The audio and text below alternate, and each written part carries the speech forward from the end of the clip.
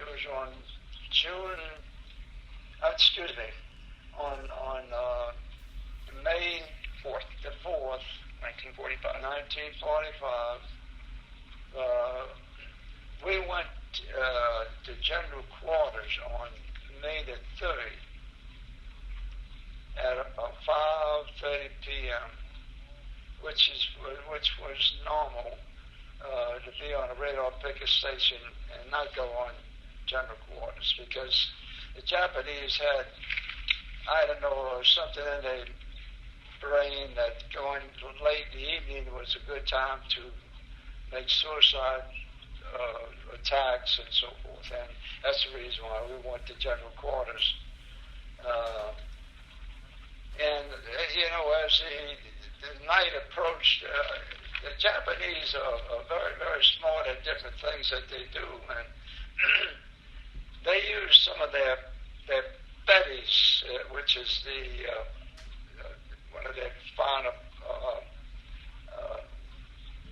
bombers that they have, and that bomber can carry a missile, and this missile would consist of a suicide man in there that could do it 600 miles an hour.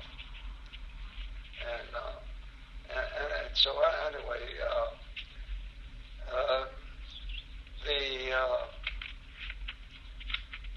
that night went along, and the Japanese we didn't know at that time whether it was planes or what, but we were firing all night long. And we never could seem to see any damn planes come out of the sky. Well, finally, the night was over, and we found out that what they were doing that particular night was dropping large pieces of tinfoil, and we could pick up on our radar, and so. Anyway, that's what happened there, and so about 7:30 in the morning we secured for general quarters, and some people naturally we were up all night long. Some people had 4 hours off, other people had to go to on watch, and other people had to go on duty for doing their regular work, and so anyway, we went and kind of attend to our own business, and about 10 minutes later, general quarters sounds again. Well, we all ran to our general quarters station, which I was on number 1, 40 millimeter up by the bridge, and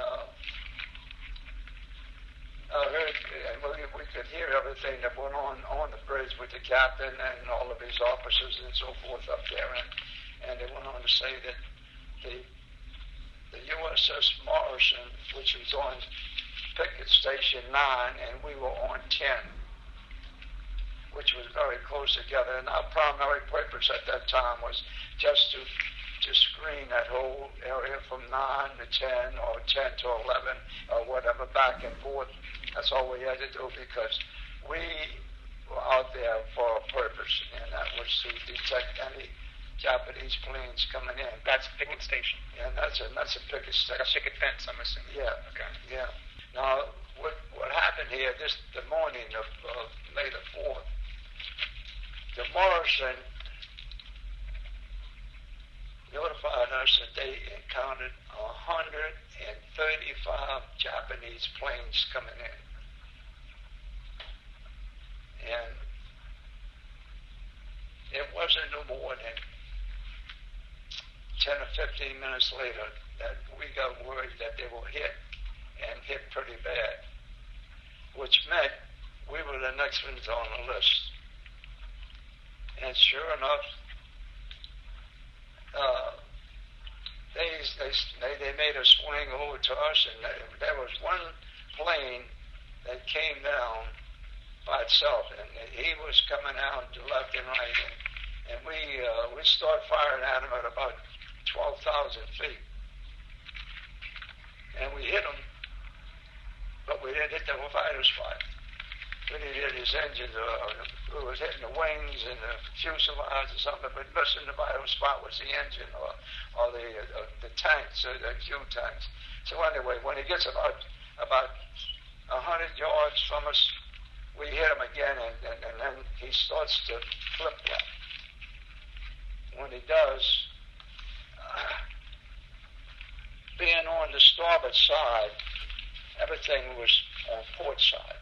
You were on starboard? On starboard side. So they came in port Everything side, was right. coming in. Now, what happened here is that our gun could turn around and fire when they were high, but when they were low, we couldn't because we had another gun on port side. It was very close to us, and then a big 5-inch mound right in front of us. So we were restricted to fire on port side. We had to look out for the starboard side because they had so many planes, you didn't know which way they were going to come in. Well, anyway, that plane was doing his somersault, and he hit our mast, and it came in between the bridge and the mast, like this right here, and flopped down on our starboard side, and that 500-pound bomb went off. And we had repair parties down below, and we had some open guns like the one I was on, and of course the number 2 40 miller was out of sight from this plane because the bridge was protected in back here. Now over here, that had a straight shot into us with all that shrapnel. Well, they killed a lot of our repair party, and they got a lot of us there. I was hit with a piece of shrapnel and knocked to the deck, and my buddy says, "What's the matter, Stan?" I said, "I don't know, I think I'm hit." And so he said, "Yeah, you're bleeding from your skull."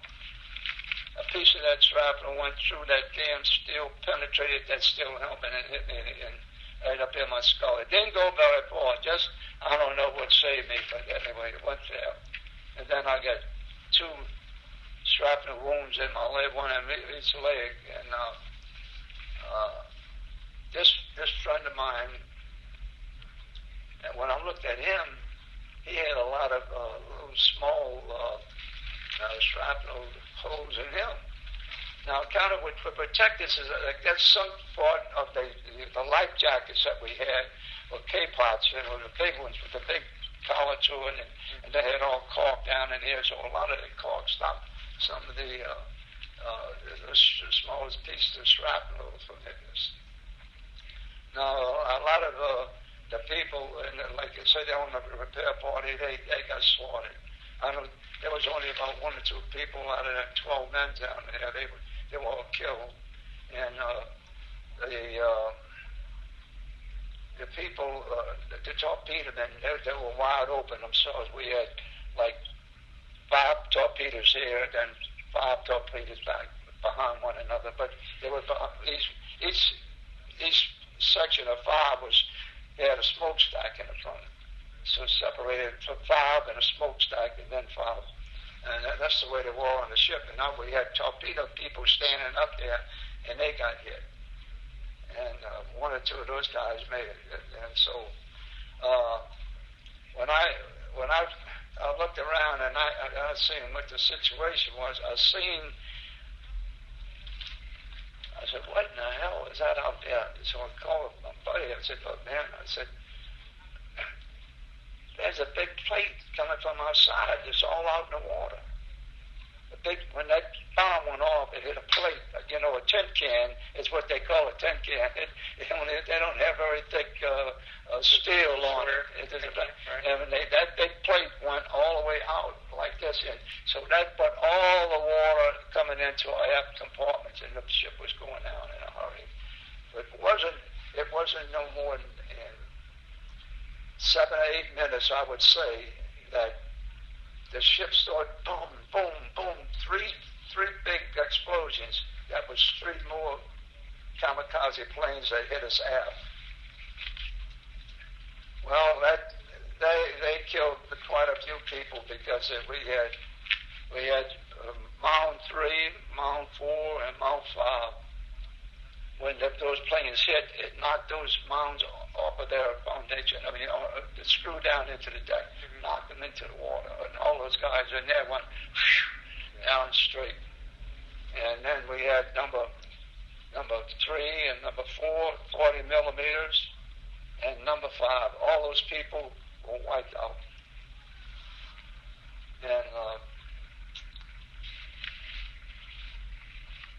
And it wasn't very long after that. It's when the captain and the CO,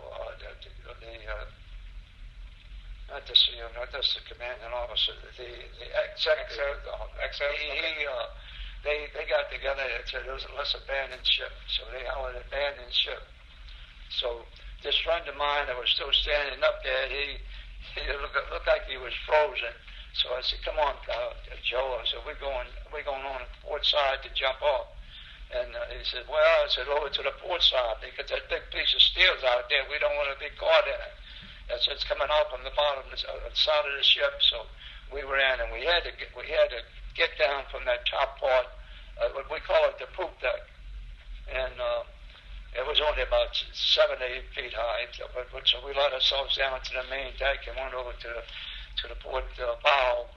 And so Joe said, where are we going? I said, right here in the water. I shoved them over. And then I went in after them, and then we kind of swam together out to about 30 or 40 yards, and we stopped. I figured it might be stretching enough to get away from the suction of the ship.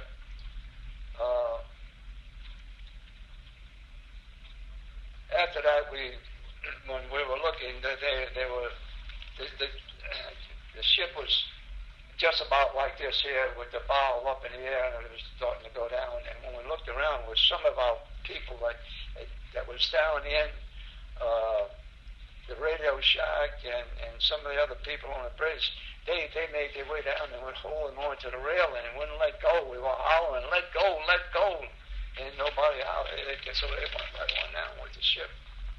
And we don't, we know that they were killed, but we don't know whether or not who was who on there or nothing, because their backs were more or less turned because they were, hanging on and hanging on, but looking in towards the ship and not into the water.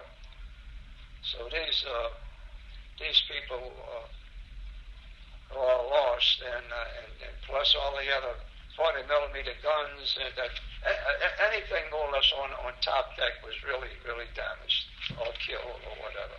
And some of these people were very, very bad harmed. Some of these people in the 3 and the 4 mount 40 millimeter mounts, because there's some of them lost their legs, arms, and they were lying on the deck, and some of the guys who wasn't barely hurt, was hurt, but helping to get some of these guys off the ship. They were just throwing them over. And one of the we had three 20 millimeter guns on the fantail, and we had 2 and 2. 2 of them on port, 2 of them on starboard.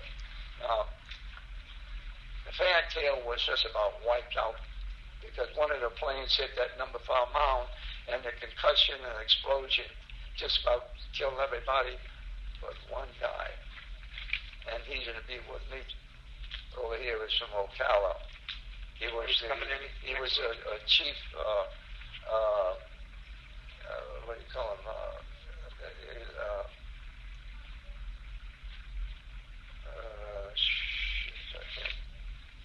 Anyway, he was a chief in a galley, commissary steward, and he was the one that naturally fixed all the meals on the bed, and of course he had help with other vacuums and everybody. But he was the only one survived on the back, and guess what? He's the one that had a life jacket on. When that plane hit that number 5 mount, and right number about 20 yards from where he was standing, it blew all of his clothes off. One shoe, his helmet, and just left a piece of the life jacket on him. Standing in his birthday suit.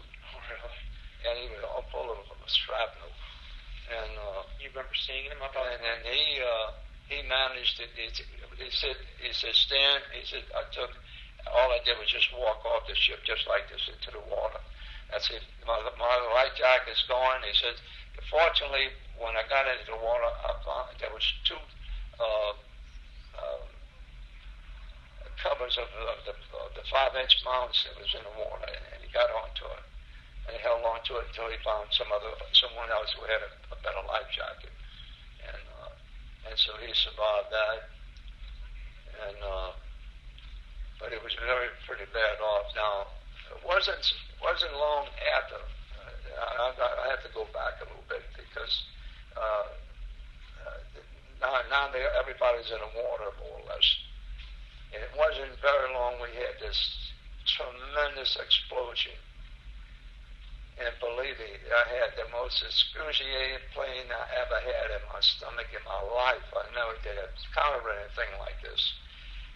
The water got us through our rectum and tore into that concussion got us and tore into the stomachs and this, and that's what I got to pray for heart on. But not the shrapnel? No, because of the fact it wasn't bad enough. They just put a little Band-Aid on. But this right here. But I said, man, it didn't bother to me, but because of the fact that at that time I wasn't worried about any medals or nothing like that, and so when they marked down my medical report, then that concussion due to enemy action, and it was put in the sick bay for 5 days, and so they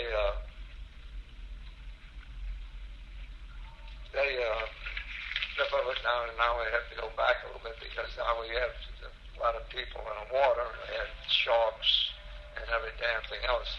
Yeah, after that big explosion,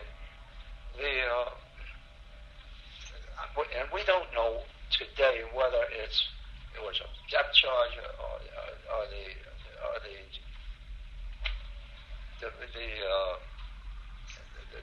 the engine parts and I don't know what was it, I can't think of it now. It was the boilers, whether they all exploded or what.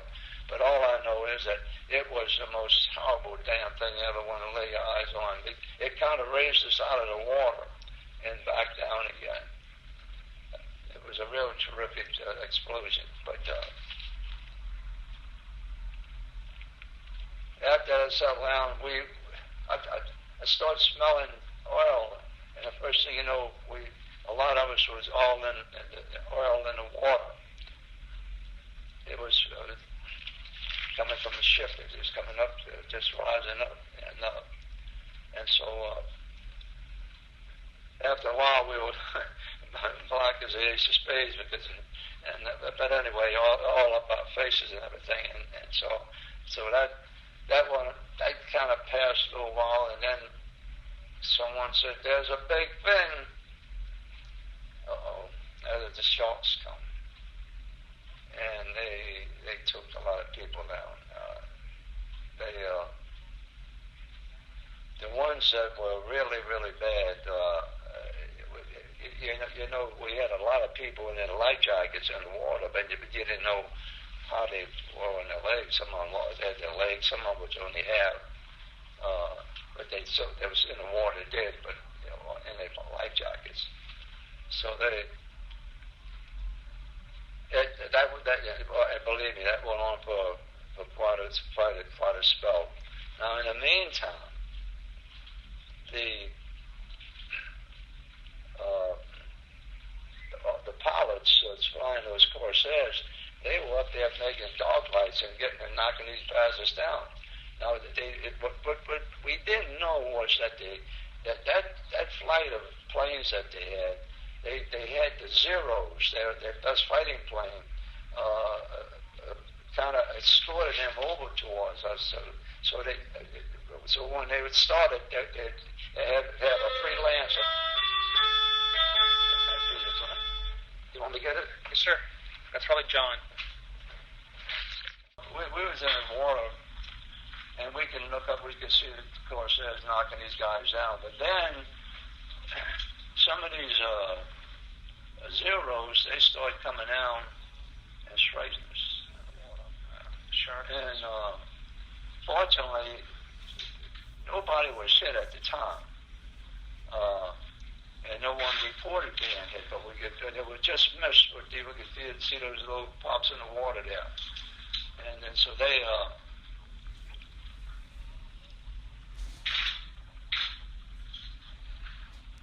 the Corsairs, when they would be following them now, when they were diving to destroy us, the Corsairs would be in the back and they wouldn't fire because they were afraid to hit us. They knew they'd seen us in the water. Trying to get the light. Yeah. Okay. They seen us in the water, so they didn't fire. But when they pull out of that dive, that was their ass. And those Corsairs were just knock them out of the sky, man. And so finally, when that all that was more or less over, just about, they had scattered all of those damn suicide planes. They were scattered all over, but they knocked most of them all down anyway. So it was just the idea of just, they were trying to protect us in the water.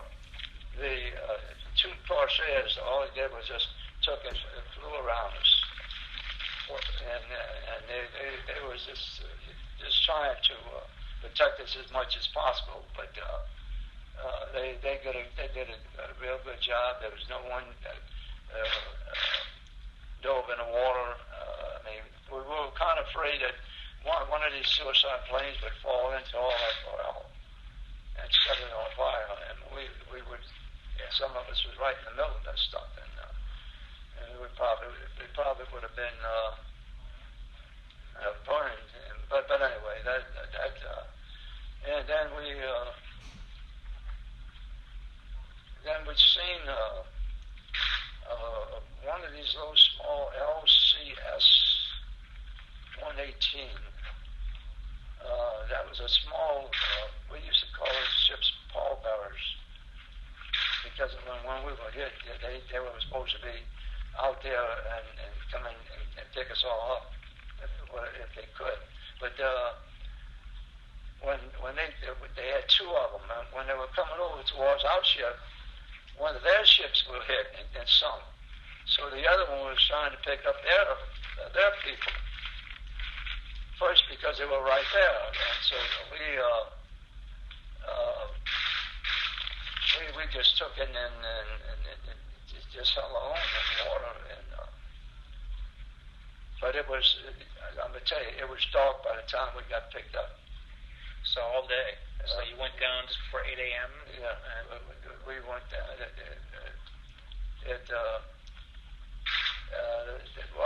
They had, you see, what a lot of people don't realize is that a ship can't stop like the brakes on an automobile. Yeah, because at least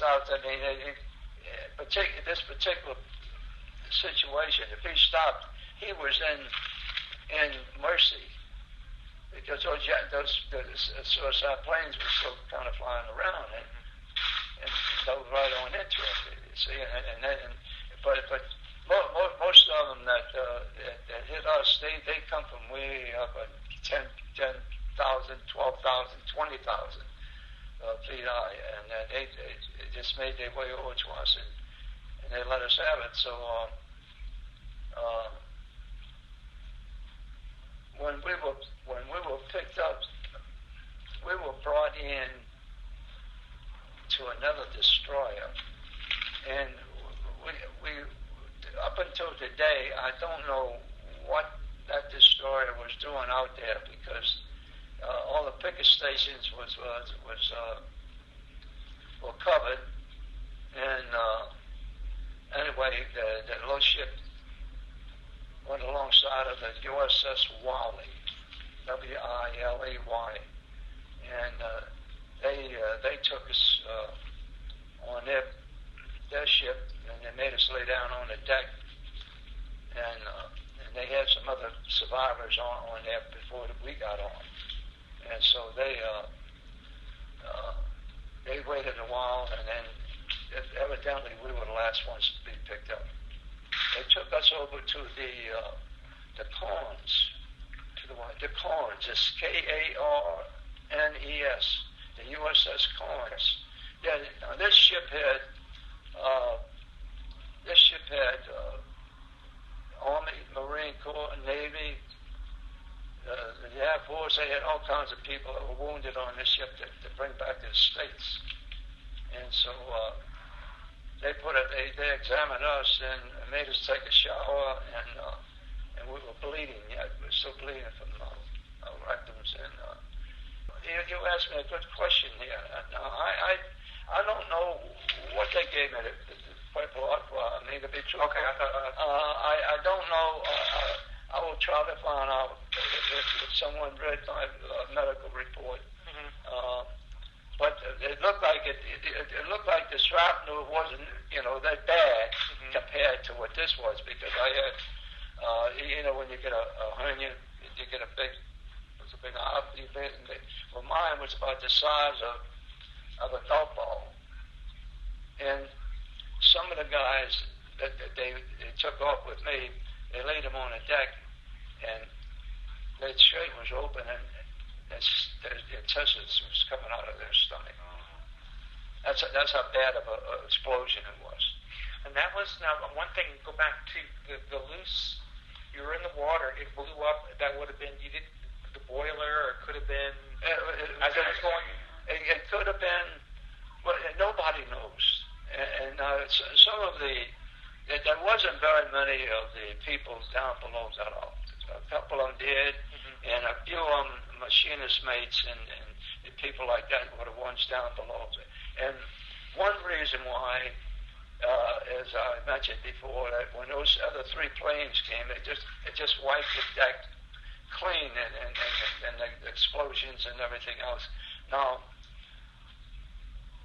I believe it was the aft fire room, is that a steam pipe busted, and it was blowing all that steam into the exit, the ladders going up to get up on top deck. It was either that or died. And some of them made it through, and they were full of their arms and legs and face, and the skin was just falling off of them. But some of them lived and made it.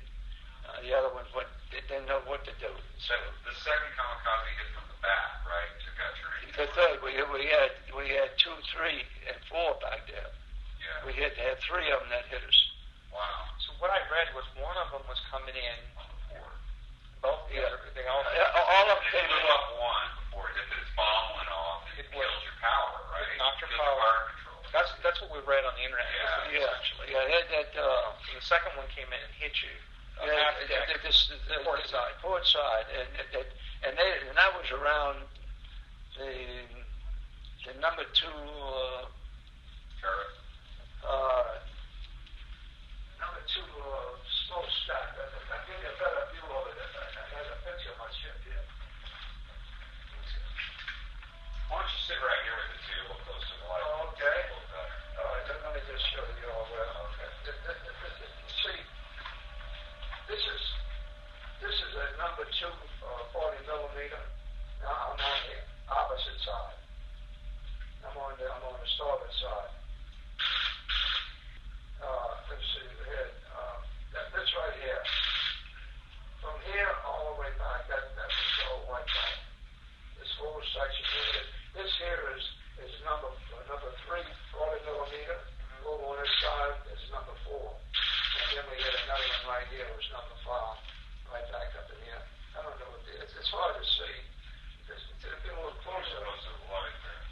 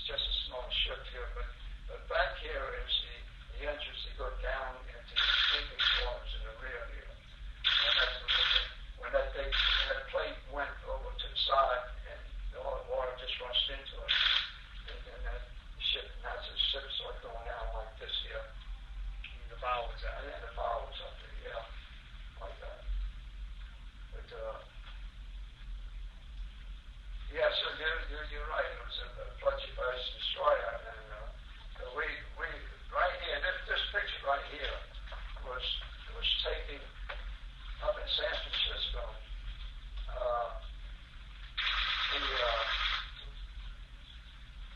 We just got back from the Illusion Islands. Let me step back one bit. I mean, since the ship was less than 2 years old, were you a plane gunner? No, I was on another ship. Yeah, okay. I caught her in the fur ball. Yeah. After I get on there, So how long were you on the crew when it went down? How long? Just roughly? About a year and almost 2 years. Let's see. It was I went in. I caught her in October, and it was from 43 and to May of 45. After the Luce, what happened then? You were reassigned to another ship? What happened is we got to Treasure Island in Oakland.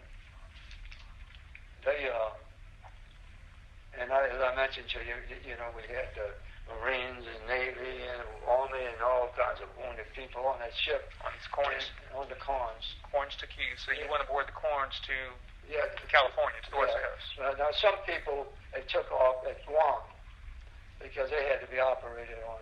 The Treasure Island had the Navy, and naturally it's a naval base there.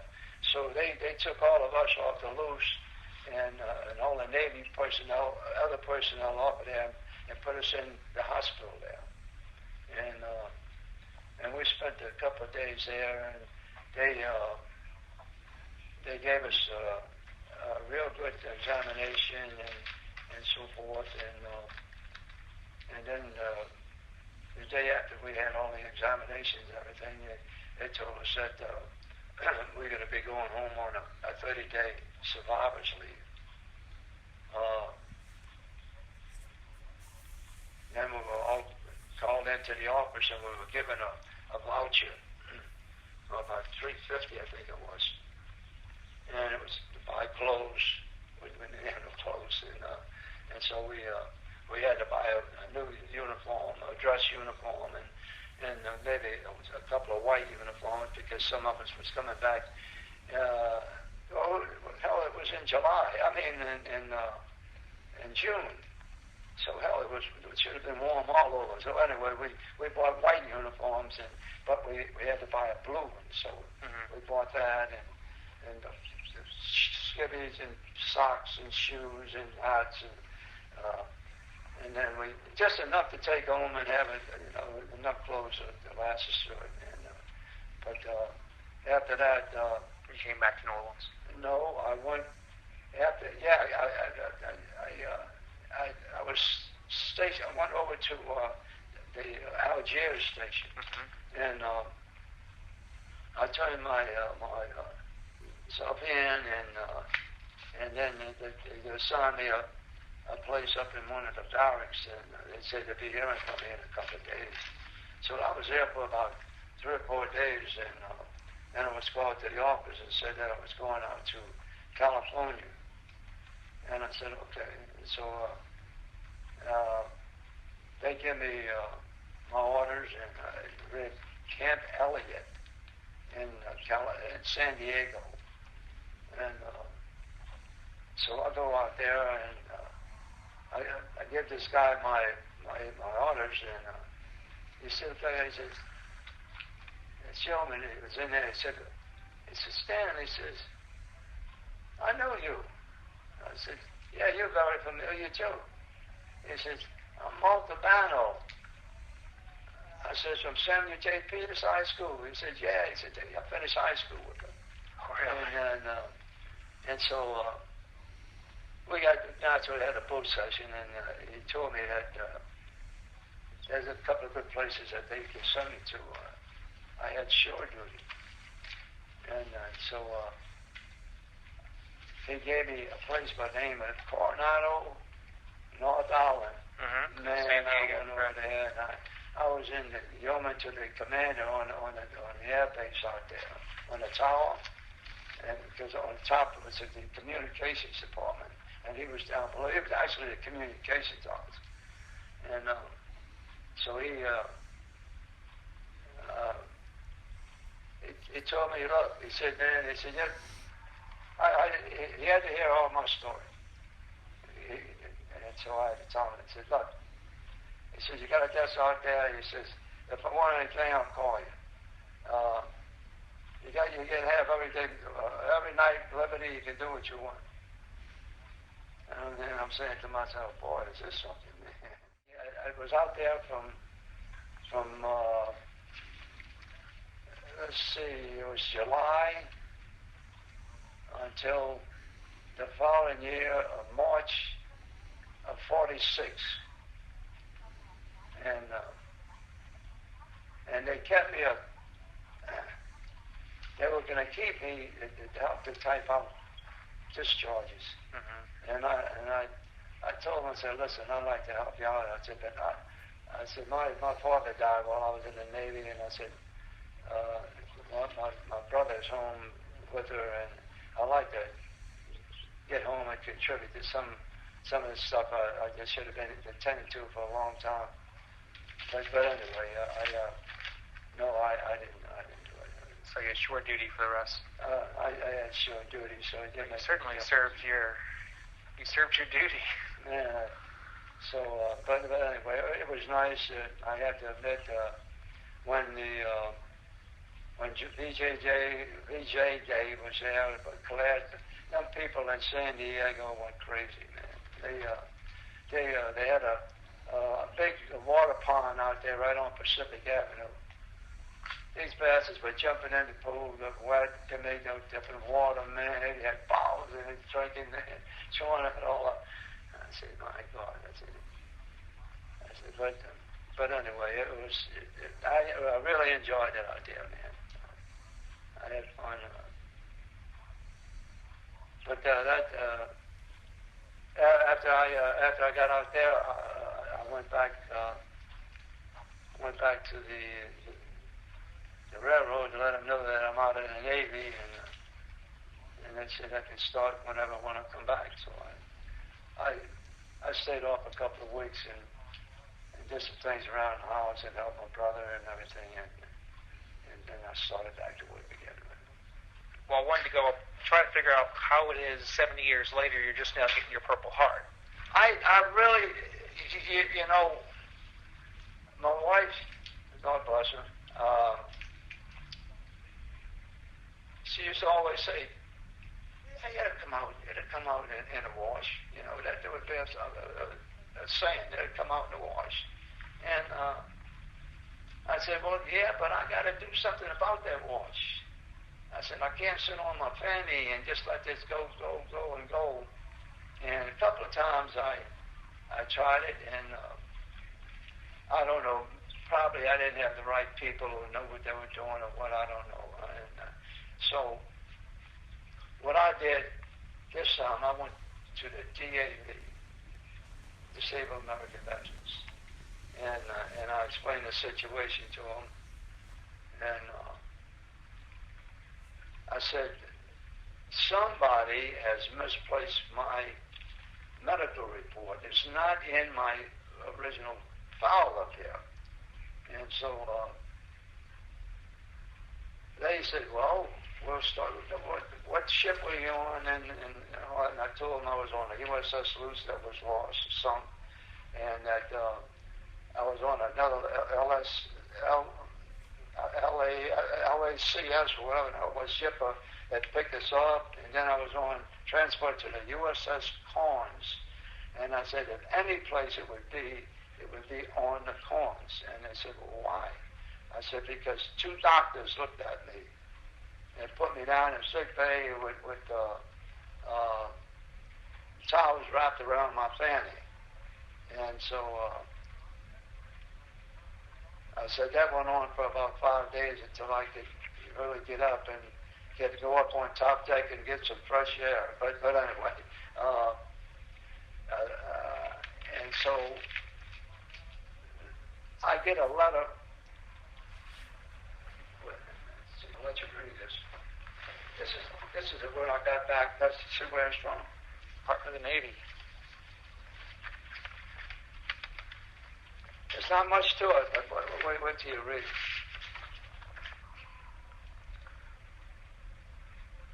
So July 9th. So you wrote to the Department of Navy in June. So you wrote to the Department of the Navy in June? Yes. And that's when I get this back. And expect a response by September 8th. Yeah. Well, now this is what we're getting at. We're getting at a lot of investigating to make sure that that I was on these ships, and they had to be very thorough because they gave me a lady named Tall, which I did not call. Mm-hmm. When they said I should have a response by September the 8th, well, the 10th goes by, the 11th goes by, and all that. I said, well, what the hell happened here? And I said, no, I'm afraid to call this lady because of the fact I didn't want to disturb them or get them upset over this deal. So, and then a week before that, I can't remember what day it was, last week, really. Monday or Tuesday, I get a call from someone from Washington, and believe me, I'm not very good at names, but I can't recall the man's name. And he told me that Mr. Stanley. I said yes. He says, I'm so and so. I'm in Washington D.C. and I'm here to inform you that you have been awarded the Purple Heart. And I said, oh? I said, well, no wonder. I said, I've been waiting for an answer for a good while now. He said, well, we have to go through an awful lot of stuff to make sure that everything's right. And so that's the reason why I'm saying I don't know whether they give me the shrapnel or this right here. Okay. And I don't know. If I did, certainly I would tell you, but I don't know. But I'm going to find out which one they're giving it to me. And I honestly believe this one because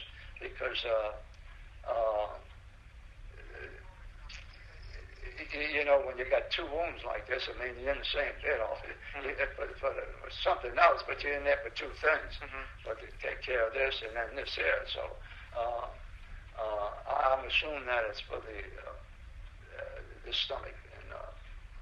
But anyway, no matter which way to look at it, I was still entitled to a Purple Heart. And then I get another call from someone over here at the naval base there. Mm-hmm. Her name was Ricks, R-I-C-K-S, Chief Risk. And she said, Mr. Stanley? I said, yes. She said, I'm Chief Ricks, and I'm from the naval station, and I want to inform you that you're going to be receiving your medal over here. And I said, oh? And I said, well, what building? And she gave me a building to it. And I said, okay. 2 days later, I get another call. It's from the Master Chief. And he tells me, Mr. Stanley, your presentation for your medal is going to be at the World War II Museum. And I said, well, thank God. I said, because I'm charted number. Damn it, my old brains are not working right this morning. A charted number, and I told him, I said, I'm very happy to hear that, and so then they called me up again and said, listen, it's not going to be on the 16th. It's going to be on the 17th at the U.S. The museum. I said, oh, okay.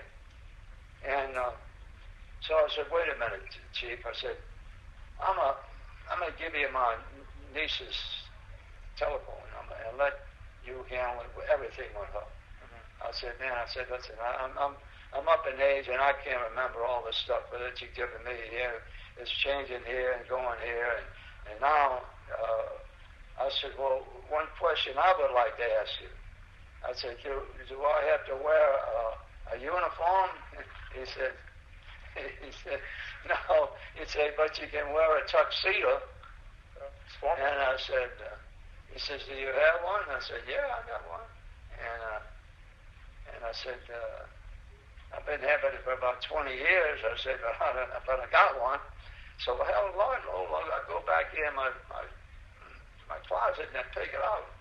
The coat fits me perfect, and the pants look like it's shrunk. I mean, I shrunk because it's about that much further than they were when I put them on, last put them on. They got fine. So I had to take the pants over to the people, the altar room, and so anyway, I had it dry clean, and I'm in good shape for it. But the ladies got to wear evening gowns, and they got to. I got to tell you this: they have an admiral coming down to present 3-star. 3-star? A vice admiral. Yeah, a vice admiral. Her name is Robin Braun. What's her name? Robin Braun. I'll write it down. Oh, Braun. It starts with a G. Huh? No, I'll write it down. 3 stars. Holy mackerel. She's the chief. Well, Huh? B-R-A-U-N. Oh, yeah. She's the chief of the Navy Reserve.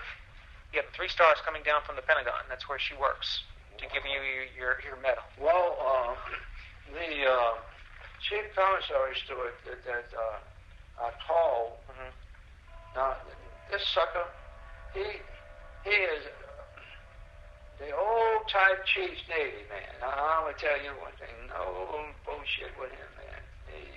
He'll tell you right now. And I specifically specified on the phone. I said, Chief, you're not doing any talking. Who in the hell says I can't talk? I said, the Admiral. Oh, the Admiral. I said, yeah, the Admiral. And I didn't know she was 3 stars. I'm sorry, yeah, she's a vice admiral. So, anyway, he's supposed to be coming down from Ocala here and stay with me on Friday and Saturday. And he's coming down with 2 buddies of his that they're going to roam around and all that, have a ball out there. But the chief doesn't drink out. I never did know him to drink, but maybe he might have a drink or something at the ball. But wait till I tell him this: a 3-star admiral. I said, oh my God. What are your thoughts on getting, 70 years later, getting a Purple Heart? Well, I mentioned before, I said, I just let it go on and on. And my first wife died, and I was single for about 4 or 5 years, and then I met June at work, and now we're married over 20-some odd years, and going on 32 years, and she used to always say, don't worry about it, it's going to come back to one day. I said, yeah, until I get off my fanny and do something. And that's when, I don't know why, but I could see the reason why. If it's not in your main file, if your medical report is not in there, ain't nothing anybody can do. They don't know whether I was wounded or what because it's not in there. And so when I was told about all this, I said, well, I asked someone, well, how did you all find it? Nobody could answer me. Nobody would say anything.